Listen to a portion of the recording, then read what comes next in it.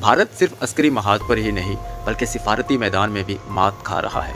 मोदी सरकार के ख्वाबों की इमारत आलमी सियासत के तूफान में हिलने लगी है।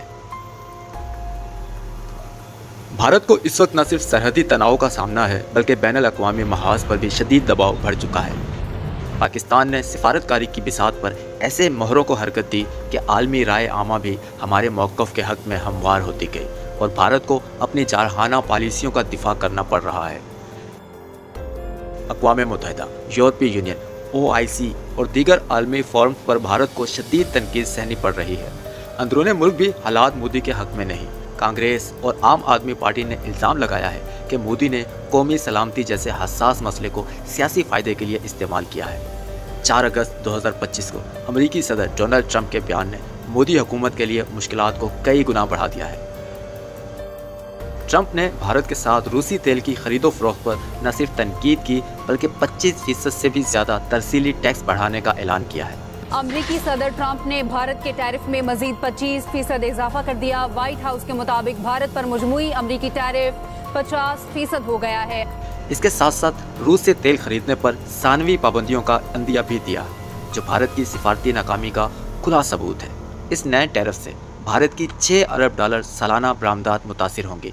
छोटे सनतकार, किसान और एक्सपोर्टर बराह रास्त दबाव में आ गए हैं, जबकि स्टील और एल्यूमिनियम इंडस्ट्री को कारी ज़रब लगी है।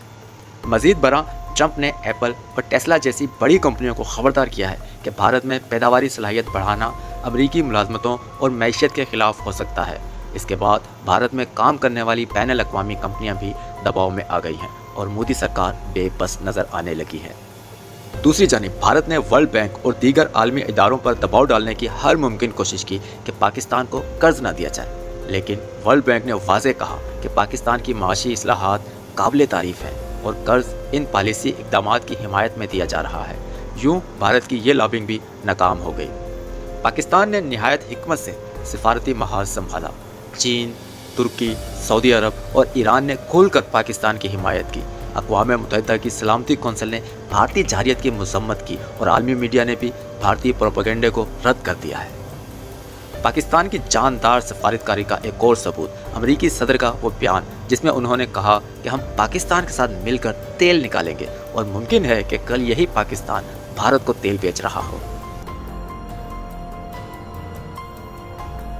भारत के भरपूर दबाव और मुखालफत के बावजूद IMF ने पाकिस्तान के कर्ज प्रोग्राम को रूल ओवर कर दिया।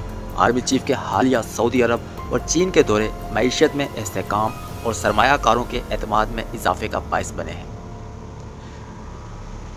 नरेंद्र मोदी के लिए ये जंग सिर्फ सरहदों तक महदूद नहीं रही, बल्कि ये एक सियासी, सफारती और माशी जंग बन गई है और इन तीनों महाजों पर भारत को नाकामी का सामना हुआ है। दूसरी तरफ पाकिस्तान ने यह साबित किया कि मजबूत सफारतकारी, आलमी ताल्लुकात की हिकमत और बरवक्त फैसले किसी बड़े हरीफ को शिकस्त देने के लिए काफ़ी हैं।